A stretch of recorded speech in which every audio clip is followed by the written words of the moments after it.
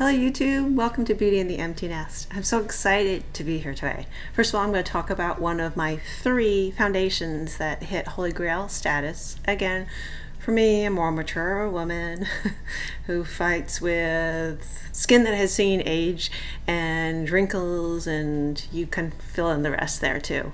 I'm also really excited because of all the support that you provided me. I'm upgraded right now. You're finally probably able to hear me better. I have a new microphone. I'm really excited about that. You can kind of see in the background I'm starting to decorate a little bit in my filming area. Again, things like that will keep changing and improving. I'm just so thankful and grateful for all the support that everyone's been providing me. So thank you so much. I'm going to keep going on. I'm having so much fun. I really also look forward to communicating, building an audience, and really communicating more with all of you. So that aside, let me move into, again, the MAC Pro Longwear Nourishing Waterproof Foundation. I purchased this, I think it was about 2 months ago, based on the raves I've heard about it being waterproof. I love MAC foundations anyway. I just had been kind of shying away from them for a little while. And then hearing about what's nourishing, of course, you know, key ingredients, healthy foods, we think nourishing, there we go. But the waterproof factor really intrigued me. First of all, because I knew, or I thought I was coming up on a time during the summer where my kids did swim meets. Long story short, swim meets didn't happen, broken ankles, son off studying abroad in China. But anyway, I thought that would be wonderful. And also I knew that we were going to be going on a cruise and for our vacation, and I thought, waterproof, perfect, right? And then of course I like the waterproof because just think about emotional, you cry, things like that. Again, really intrigued, really wanted to try it, read a couple of reviews. So it's also supposed to be, again, long wearing. They're saying up to, I think it was 24 hours. I mean, right now, filming right now, I've had this makeup on for 6.5, almost 7 hours. The color is a little bit off for me right now. This is an NC 25, which usually is good for me, but I have a little bit of a lingering tan, so I know I don't match that well. So I haven't worn this as much lately. I can't wait to actually get back into it, or I might have to try and darken it up a little bit. But I'm an NC 25. I wear like Ecru and Laura Mercier. Kind of a yellowish tonish to my skin in the light neutralish medium-ish. Can I add more technical terms to that? But anyway, so the color doesn't match quite as well right now, but typically, I mean, the coverage is really nice. Anyway, back to the fact that the longevity of it. So 6.5 hours ago, again, I know I might not look fresh as spring right now, but again, I'm trying to be real. You know, when I'm also doing these videos, I want to show you a real woman who is going through real life. I've been running errands, doing things for the kids, right? Because it's summertime, trying to start doing a little bit of different work and so forth. So this is it still after being applied. I did have a use a primer underneath, but I've had many times where I have not. I haven't found that any primer, you could wear any different ones. I think this time I was wearing the Smashbox, the photo one, in the greenish tint. I just had a sample, kept trying to wear it, but I've worn it with many different primers, have not noticed that there's one that clicks better with it. They all seem to work just as well. So anyway, lasts really well. I mean, it's not even really breaking up or anything yet on me. I haven't noticed oxidation or anything.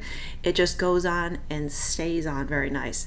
Very satin finish. I do have more powder on top of it because right now I'm back into wanting a little more of a matte phase. You know, we have long hair, short hair, blonde, red. Right now I'm kind of back into a little bit of a more matte kind of phase. So I do have a light dusting of powder. The MAC Prep and Prime, you know, the clear translucent one. I really love that powder. I can talk about that another time. But anyway, but I don't have to wear a powder with it if I don't want to, because it does have that, it doesn't feel too tacky. Nothing different than any other makeup, put it that way. So satin finish, 100% agree with that. Coverage, I'd say it's about a medium coverage. You can definitely build it. My favorite way of applying it, love my beauty blender. That's always probably one of my favorite ways to apply it. Sometimes if I'm kind of lazy, I'm sitting there, I forgot to, you know, wash it out and dampen the beauty blender. One of my other more recent ways, I like using this Morphe brush. It is the M439. It's kind of short and dense. It's almost like that Tarte one, which I really like as well too. The diameter is not as wide. This goes on while I do kind of where I go around tapping it, and I'll show you a video at the end of me applying it. I know how boring to watch me go from no makeup to applying foundation, but just so you can kind of see the coverage and the layering of it. But I tend to kind of just stipple it and then start slowly blending it in there. But again, I also really love the Beauty Blender with it. So I go back and forth in there. I can't say that one's any better than the other for me. So real nice coverage with it. Okay, so now the feel of it. It's supposed to be a lightweight feel. I wouldn't say it's as light as air. I definitely have this sense that it's on there, but it's not one of those heavy ones. Like, I don't know if anyone's tried and again, this is my skin. I use Retin-A. It's drier, it's combination. I have a lot of hyperpigmentation, which you'll get to see in a few minutes if you want to keep watching to cover. If you've used the Clinique BB Acne Solutions Cream, that one just really bonds my skin and it kind of itches a little bit. I love the coverage of it, but I feel it and it just kind of doesn't have any of that. It's not so heavy that it sits there.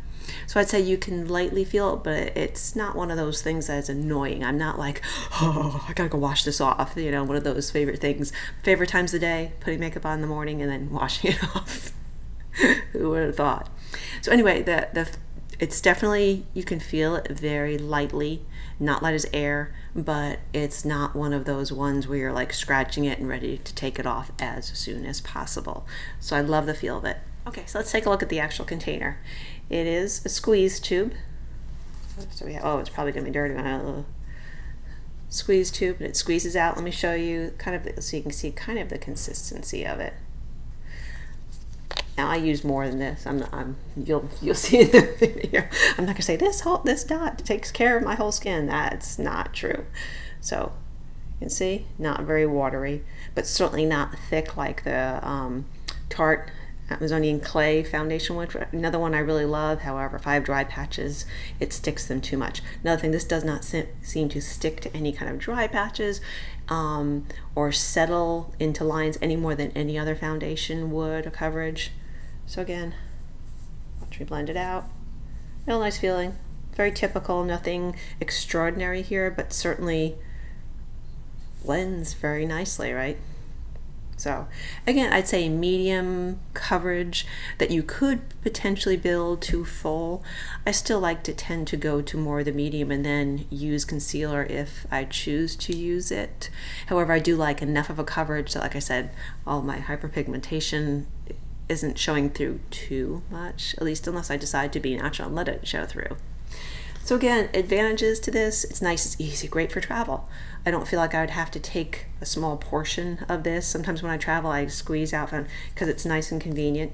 Here, it's still, you know, if you're doing a check-on bag, you're gonna have to put that into that quart size bag. I don't know what it's gonna be like when you get to the end. How easily you're gonna be able to squeeze out the last drops. I'm thinking it will work quite well. The other advantage is I feel like you're gonna be very aware of when you get to the end of this, as opposed to the Laura Mercier one that I have that you have to really shake it. You can't really tell how much you have in there. So I think that will be another advantage there. So nothing fancy, nothing glass, no pump, but I certainly don't think you need it because of the squeezer bottle the way that is. Again, nothing fancy and glamorous, but hey, we don't always need the glamour. But again, a typical MAC packaging, right? So that kind of covers the coverage. I guess the one thing that I didn't mention, it is $32. I think that's probably on the low end if you're looking at high-end foundations. Again, typical with, you know, MAC's pricing. However, it's certainly more than a drugstore variety. Personally, I have not yet found any kind of drugstore foundation that really works well for me. So again, I'm really really happy. This one, like I said, I have 3 foundations in my Holy Grail foundations at this point. This, my Laura Mercier, and also the It Cosmetics CC Plus cream. So all different things. The other critical part here is, from what I've been able to do with any research, I've not seen that it has any SPF in it. Okay, so good and bad to that, right? We just have to make sure that we have our SPF even in our moisturizer, or if we apply it separately, depending on your needs and what you're going to be doing throughout the day. So again, thumbs up. Really, really enjoy it. Let me know if you've tried it. Also, let me know if you found that a primer that works really, really well with it. Powder that works really, really well with it. Right now, everything seems to gel with it, but maybe I've missed something. So again, let me know your feedback, and of course, I really, really appreciate all the continued support. So again, please subscribe, and I really am enjoying this and really look forward to connecting with other people. Give me a thumbs up too, so that I have that encouragement to keep going on as well. And I look forward to coming back and talking to you more and more about makeup, beauty projects, life for any woman, but I also want to make sure I'm tying into women more of my age and what we're going through, women in the empty nest. Right? Goodbye, YouTube. Again, give me a thumbs up, subscribe, and give me some comments and feedback from a real woman in her mature years. Goodbye.